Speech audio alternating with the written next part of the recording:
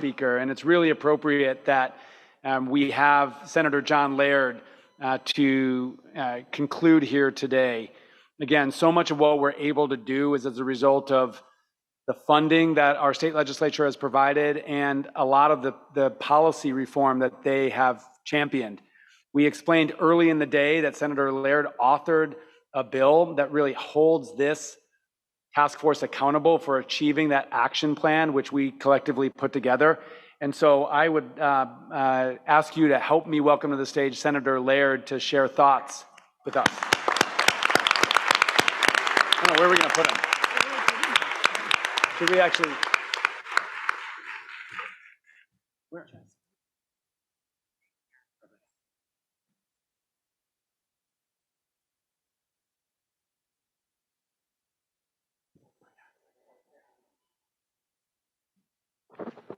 Perfect. Thank you.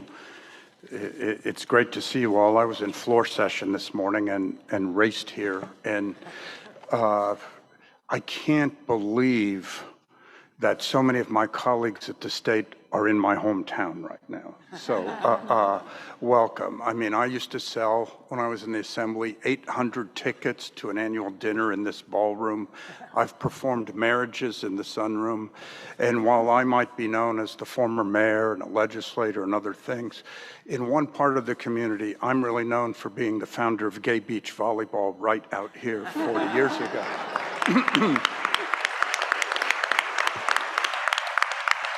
And it's an unenviable task to try to close when you haven't attended the conference and heard all the things that have been said. But I think that it's so good that you came here, because if you look at the high level of climate change, which is what this is all about, this place has been ground zero in a couple of ways. In the storms, in January, the atmospheric rivers, I think we were hit as hard as anywhere. And you get to look very peacefully at the beach and the wharf right now. But there was a time in that storm when the wave, you look at how low the water is below that wharf. The waves were breaking over the end of the wharf and people were frantically being evacuated. Our iconic almost 3-mile Westcliff Drive along the coast, from here out to Natural Bridges, has had substantial parts fall into the ocean. Capitola was news everywhere, as was Seacliff Beach, and we share the Pajaro River in Santa Cruz and Monterey County, and that has just been a horrible disaster that we have been dealing with. And when those are the things that you see, and right here, this river, I had the misfortune to be on the city council for 6 weeks over 40 years ago when we had our 100-year storm, or at least what we thought one was like then. It rained 16 inches in 36 hours here in the mountains, and we had 75-foot redwood trees coming down the river, and our main bridge was battered down in that storm. And so and I'd like to claim credit as mayor and city council member, but the city manager was really the leader. We took the 4 bridges, one of which you drove across to get here, and we arched them all so that in the future, they were not the dams and they were not the climate hazard, except who didn't do it? Caltrans at Highway 1 right at the city limits. And so in the atmospheric rivers, the first 2 days, Highway 1 was closed for 2 days while cranes lifted debris and tried to protect things, and then they couldn't keep up, and it flooded back into a residential neighborhood there. The same thing happened in Soquel with an old bridge where it flooded back and took out a mobile home park and child care center. And Capitola, where President Biden visited and the water took the wharf and went into the restaurants, that bridge there backed up into homes. And it happened all the way down the coast. And so one of the things we're facing in Sacramento, and I want to get to the fire point, is really For example, in transportation, we fund road projects. And if you want to fund a resilience project, it competes against a highway widening project. If you're a local person, you have to choose between climate resilience and safety and just normal transportation projects. And then, of course, we have had extensive fire, which is why you're all here. And the CZU fire, I always thought, I was lulled to sleep thinking, I live in this temperate seaside town where fog makes great sleeping weather in the summer. You just don't have to think twice. And the CZU fire roared to within 2 miles of my house on the west side. My neighbors were evacuating. The ash was raining down. Because there were so many fires going on in the state, there was not heavy engagement. And it was just our fire department at the city limits cutting a fire break. That was what was keeping, between us and a big wind that would come into town. And I'm very happy Wade is still speaking to me, because I texted him about every hour with what next piece of the 77,000 people here were evacuating and how we needed the resources. But the thing you can learn from being here is how people responded, the issues it raised, and how it fits into your work. I mean, the sheriff took me up past Felton while the fire was still burning in Bonnie Doon and through Big Basin. And Big Basin is just, if you discount the fact that Yosemite was technically the first state park until Abraham Lincoln took it away, Big Basin was the first state park. And it will never in my lifetime be the way I have known it and hiked and been there for decades. It's when I was Secretary of Resources, I went back and spoke to a Conservation Corps campground there. And when I went through after the fire, I could not figure out where it had been. It was just not recognizable. And when the sheriff took me through and we came out on the other side of the highway where there are houses, he said, I want you to come up this road, let's go. And we're going through the fire zone. There's houses that have been burned out. And we get to this house that's still standing, sort of at the top of a bluff. And they had cleared around it, but they had the kind of special fire impervious surfaces on the outside. And as the fire roared through, that house survived virtually intact. And so you have so many different lessons from that, and you see it here. And a week ago, I was doing a town hall meeting in Morro Bay about offshore wind, which is something we're really trying to do in California to keep from there being additional emissions. And as happens in town hall meetings in this part of the world, I get asked a question by the reporter that was emceeing it. She says, if there's no job benefits for San Luis Obispo County, do we still need offshore wind? And so I said, yes. Let me just tell you about the fires up and down this coast. And I talked about Big Sur and the others. And this guy shouts from the second row, that Big Sur fire was arson.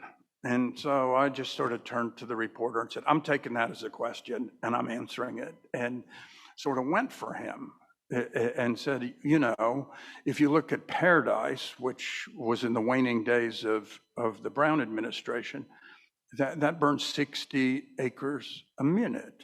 And they had done all these drills and thought they could evacuate in zones, but just the climate and all the surrounding things didn't make that possible. And in 1964, there was a fire that burned from Calistoga into Santa Rosa, and it took 2.5 days. And in 2017, the fire took 6 hours and took a residential neighborhood in Santa Rosa. And the difference was the humidity, the temperature, the way fuels were. And then I turned to that guy in the crowd and said, the ignition of the fire had nothing to do with it. And it tells me that what we have to do with the public still, that there's still people that can think that and be there. And so then you get to why you're here.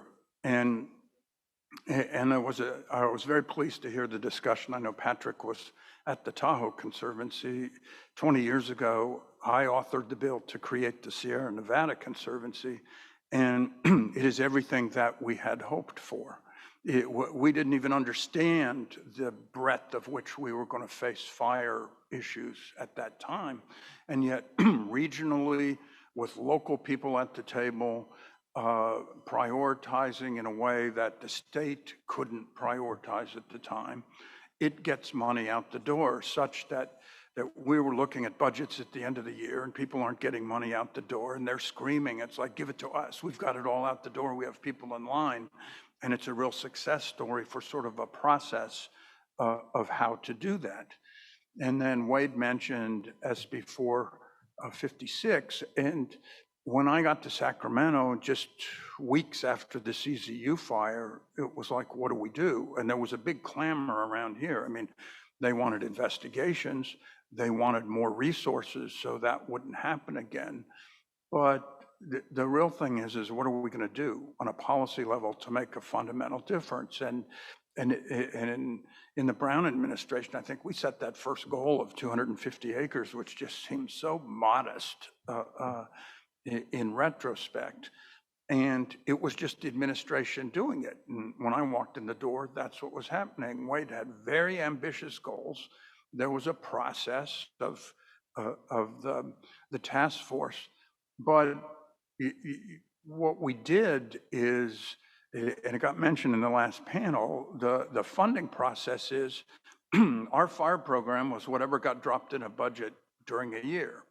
There was no long-term thing. There was no commitment. There were no goals that sort of set out what needed to be done every year. And that was my goal in taking everything that Wade and the administration had laid out, put it in statute, add some duties to this, make it adaptively managed, and have a transparent way to report exactly what was going on in a way that it wasn't reporters, and there's probably one here, and I'm getting into trouble, who would just play gotcha with, oh, you didn't do this or whatever. It would be out there, and actually that helps the adaptive management, is figuring out how to do that. And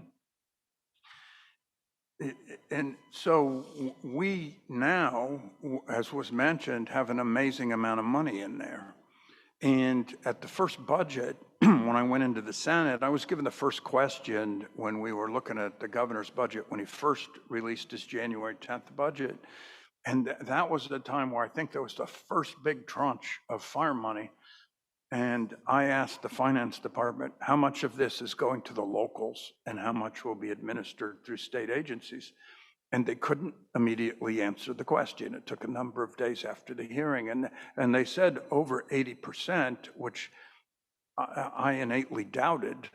But nevertheless, the thing about it is whether it's the conservancies or whether it's local fire councils, I mean, we have some amazing ones in places here where the fire just didn't quite reach it, where they rally the neighbors, they educate people, they do clearing, and they just need the support and help to get there. At the same time, there's the tension that how do you make sure they do what you want them to do? How is this not just a feel-good thing because people are involved and there's goals set?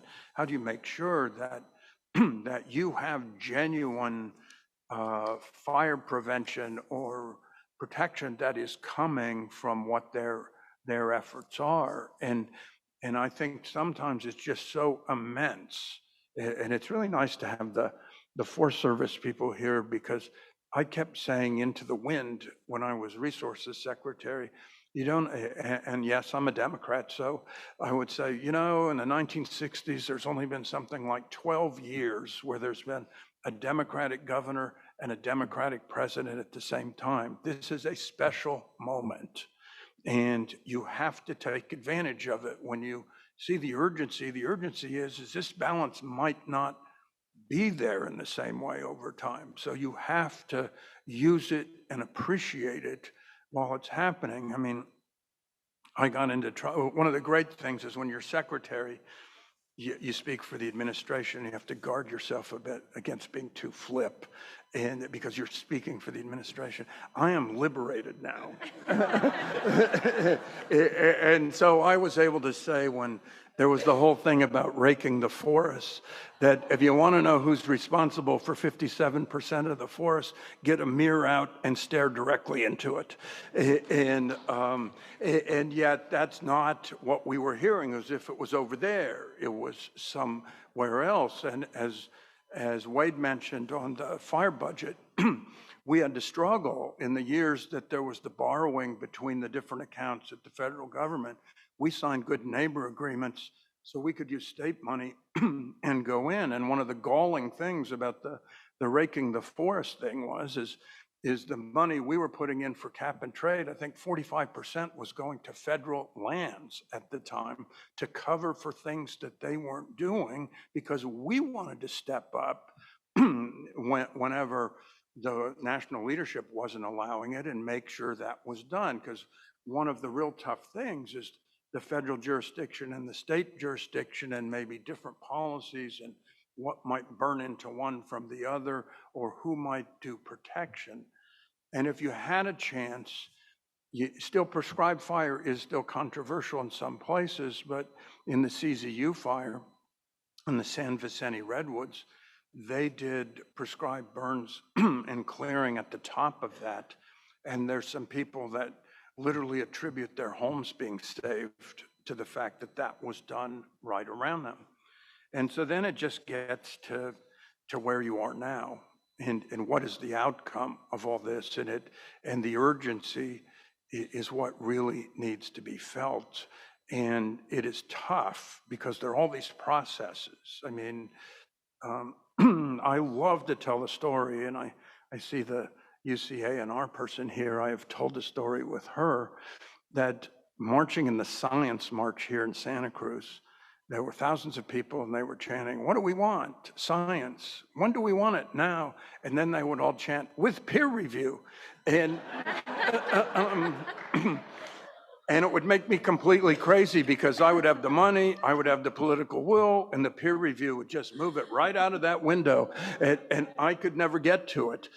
And so it is trying to figure out how to manage within what you need to do. And at the time, we were working on a statewide EIR for different fire prevention stuff, so that the locals didn't have to do some of the annual EIR work. And you'd have to mail out these notices to the locals. They'd have to decide to do it. It was this big local process.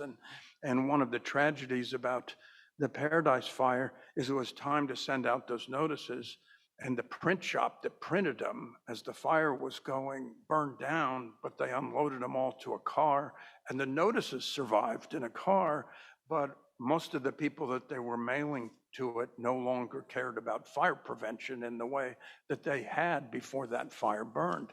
And so there is a certain urgency in trying to move the processes along, trying to get it done, trying to make sure that money is not left on the table. And I think maybe I would just close with it is always about leadership, and it is always about bringing the public along.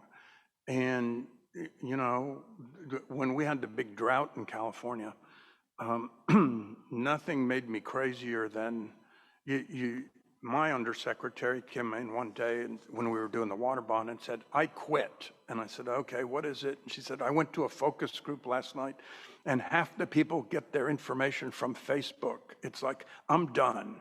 And I thought, I'm not using Facebook. I have 5,000 friends. I should be doing that. So we had a big drought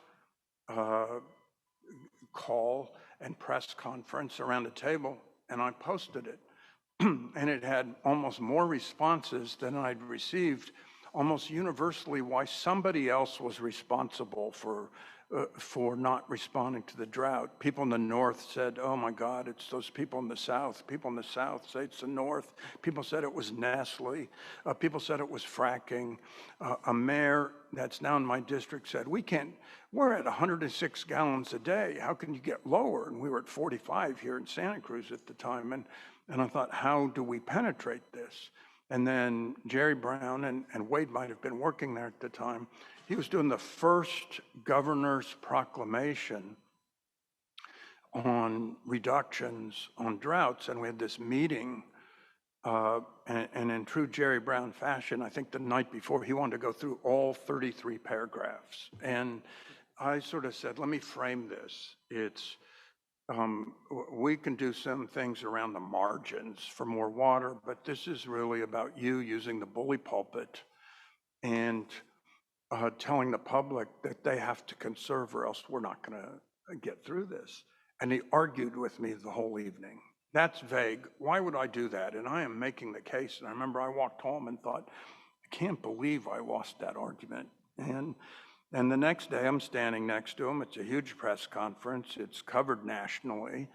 And he walks out and says, this is the biggest water crisis we've had in modern times. And the only way we're going to do this is you. You have to cut, you have to conserve. And I'm standing next to him trying to appear opaque because I can't believe I had won that argument. And he is not going to give me the satisfaction of letting me know.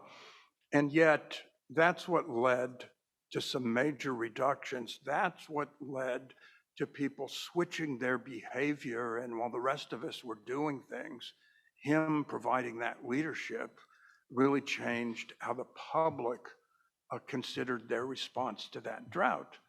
And so as you wrap all these things together, we've got to have the big investment. We've got to have the ways to get it out locally. We have to have everybody at the table. Hope to God we have continued cooperation with the federal government over time. We have to convey the sense of urgency. We have to cut through the processes, but we don't have much option but to be successful because this is only going to get worse. When I led a legislative delegation to British Columbia last summer, I had missed the story of that small railroad town north of Vancouver that a spark went and the town just completely went up and the entire town went. And it's like we are moving more toward that than away from it if we don't take dramatic action. So I just appreciate what all of you are doing in your own way. And I know we all stand ready to be supportive at the local level, be supportive in the legislature, be supportive trying to get the public to understand what we have to do and buy in. And I don't think there would have been this many people in a room 5 years ago. I think that's progress in itself. So just thanks for all your work. Thanks for having me here today.